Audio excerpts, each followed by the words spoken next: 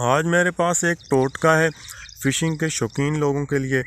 इसमें आपको ना तो किसी जाल की ज़रूरत है, ना ही किसी किस्म के कांटे वगैरह की ज़रूरत है, ना ही आपको पानी में उतरना पड़ेगा और ना ही कांटा लगाकर घंटा भर इंतज़ार करना पड़ेगा कि कब मछली आए।